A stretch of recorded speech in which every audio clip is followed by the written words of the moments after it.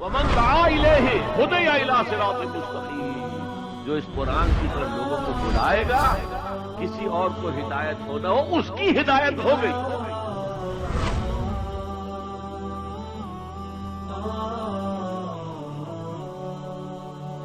اس کے بعد ہم دیکھتے ہیں، چونکہ ماضی کی بحث ہم پڑھ رہے ہیں، ماضی کے ابواب کا نام دیا گیا ہے۔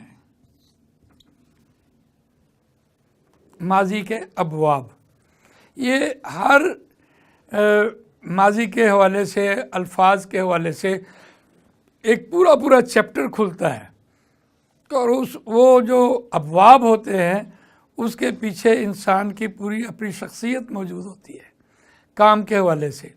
تو اب دیکھتے ہیں کہ ماضی کے ابواب میں ہم کیسے وہاں تک رسائی حاصل کرتے ہیں۔ بظاہر تو یہ لیکچر جو ہے، یہ سبق جو ہے، بظاہر بڑا ٹیکنیکل ہے، لیکن لگتا مشکل ہے، لیکن بہت آسان۔ دیکھیے، اس چیپٹر کو پڑھنے سے پہلے میں آپ سے یہ عرض کروں کہ پہلے قرآن نازل ہوا، بعد میں عربی کے قاعدے بنے۔ جب ہم ماضی کے اوزان میں آتے ہیں تو ماضی کے صرف 3 اوزان ہوتے ہیں، فعلا اور فعیلا اور فعولا، یہ 3 اوزان ہوتے ہیں، چوتھا وزن کوئی نہیں ہوتا۔ یعنی یوں سمجھیں کہ اگر ہم قرآن مجید میں اسم اور فعل کا فرق کرنا چاہیں تو فعل پہ کبھی تنوین نہیں آئے گی، نہ شروع میں الف لام ہوگا۔ ایک بات یہ اسم اور فعل میں جو فرق آیا۔ دوسری بڑی بات یہ ہے کہ جب ہم فعلا کہہ رہے ہوتے ہیں، فا کلمہ اور لام کلمہ ہمیشہ زبر لے کے آئے گا، عین کلمہ زبر بھی لا سکتا ہے، زیر بھی لا سکتا ہے، پیش بھی لا سکتا ہے۔ اور یہ چونکہ اوزان ہیں تو ان اوزان کے حوالے سے پورے حروف تہجی ان اوزان میں سے ہی الفاظ بنتے چلے آتے ہیں، ان کے علاوہ کوئی وزن بنتا نہیں۔ ثلاثی مجرد میں بس یہی 3 قاعدے ہیں۔ جیسے ہم نے دیکھا فاعلی مفعولی اضافی بالکل اس کی مماثلت ہی ہے کہ اسم کی صرف 3 ہی حالتیں ہوتی ہیں، اسی طرح فعل کی بھی 3 ہی اوزان آ رہے ہوتے ہیں، فعلا، فعیلا اور فعولا۔ اب جب ہم اس کے بارے میں مزید تفصیل جاننا چاہتے ہیں تو کوئی شخص ماضی کی پوری بحث پڑھنے کے بعد یہ نہیں دعویٰ کر سکتا کہ میں نے پورا فعل پڑھ لیا ہے، جب تک وہ ماضی کے بعد حال اور مستقبل نہ پڑھے۔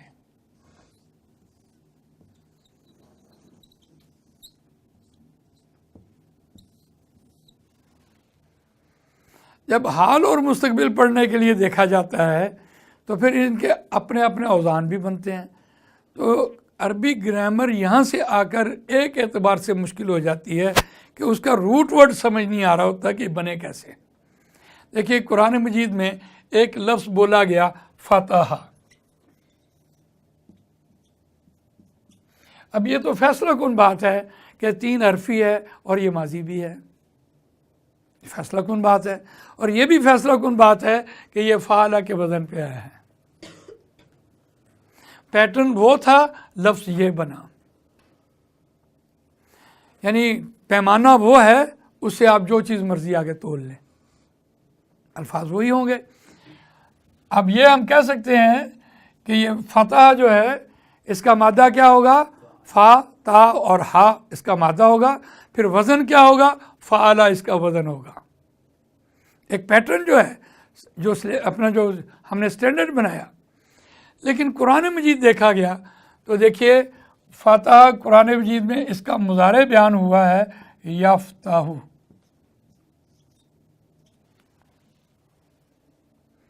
اب اگر ہم یہاں سے دیکھیں مضارع کی علامت کو تو مضارع حال اور مستقبل کو کہتے ہیں، اور اگر 4 حرف دیکھیں، یا، تا، الف اور نون، اگر ان کو ہم ایک لفظ سے پڑھنا چاہیں تو ہم کہیں گے یتان۔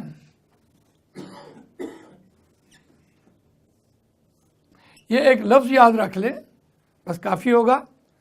اب کسی بھی ماضی کے ساتھ 3 حرف کے ساتھ اگر اس کے شروع میں آپ یا لگا دیں تو وہ مستقبل میں چلا جائے گا۔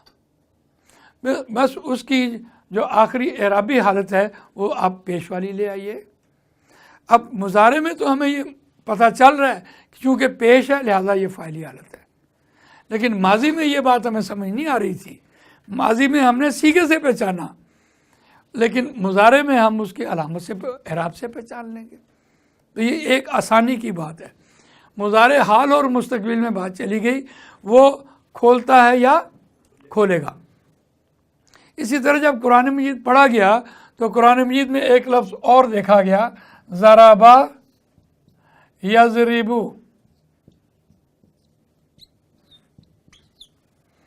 اب یہاں جو ہے عین کلمہ وہ را تھا، اور یہاں را جو ہے وہ زیر والا آیا، یہاں تا تھا وہ زبر والا آیا. ایک تبدیلی ہمیں یہاں سے نظر آنی شروع ہو گئی.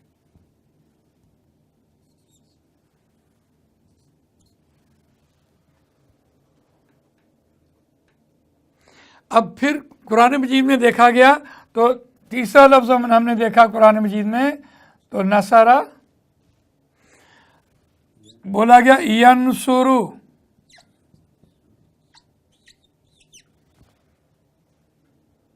اب چونکہ قرآن مجید نے عین کلمے کی تبدیلی لائی ہے، پیچھے ماضی میں تو فعلا تھا، اور قرآن مجید اس کو کہہ رہا ہے کہ یہ فعلا جو ہے ایک اعتبار سے یفعلو میں بھی چلا گیا ہے. اگر آپ پیٹرن بناتے ہیں یفعلو میں بھی چلا گیا ہے،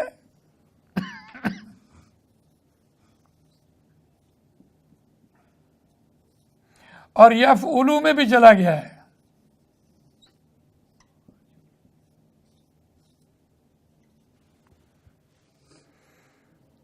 اب اس کے لیے بہت آسان بات ہے کہ ہم کسی کو عربی گرامر پڑھانا چاہیں تو ہم یہ بات کیسے ثابت کریں. ہمارے لیے ثبوت کے طور پر یہ ہے، ہم یہ کہتے ہیں کہ چونکہ پہلے قرآن نازل ہوا، بعد میں یہ عربی کے قاعدے بنائے. تو اس کو ایک لفظ میں بھی لکھا جا سکتا ہے، یفعلو یفعلو یفعلو یفعلو، یہ بھی کیا جا سکتا ہے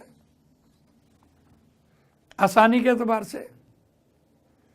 لیکن جب ہم قرآن مجید میں دیکھتے ہیں تو فاعلہ کے وزن پر لفظ ملا سامعہ، اور اس کا مضارع بنا یسمعو.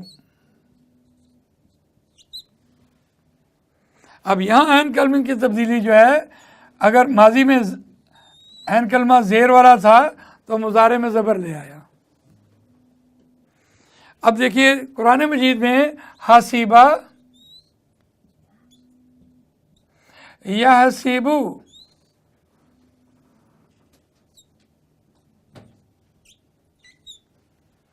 یحسبو، اور اس کے بعد دیکھیے اگر اس طرح سے قرآن میں یہ بات ملی عین کلمے کی تبدیلی سے، تو ہم نے کہا کہ فاعلہ کے وزن پر یہ دو وزن آتے ہیں، یفعلو اور یفعلو.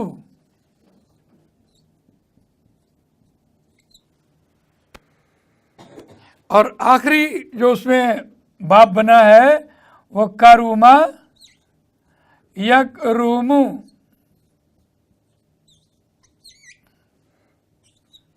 عین کلمے کی تبدیلی اگر پیش والی تھی تو اس کا ایک ہی باب سامنے آیا، یفعلو.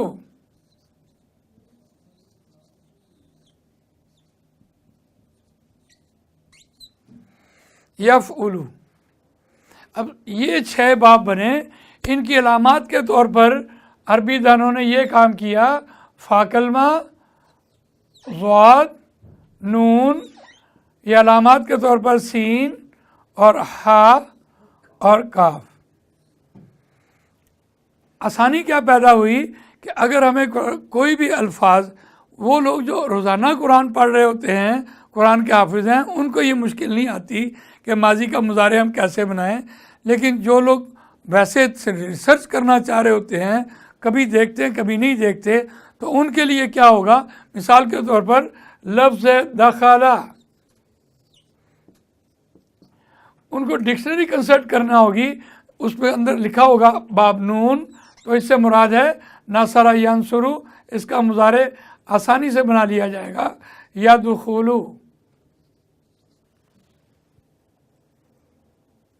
इसी तरह कोई लफ्ज़ है ज़लमा, अब रोज़ाना नहीं पढ़ने वाला शख्स हो तो रिसर्च करना चाहिए, चाहता हो कि इसको कैसे मुजारे बनाएं, तो डिक्शनरी में जाए तो ज़लमा 3 हर्फ निकालिए, ज़लमा उसके आगे लिखा होगा बाब ज़्वाद, तो ज़लमा यज़लिमु,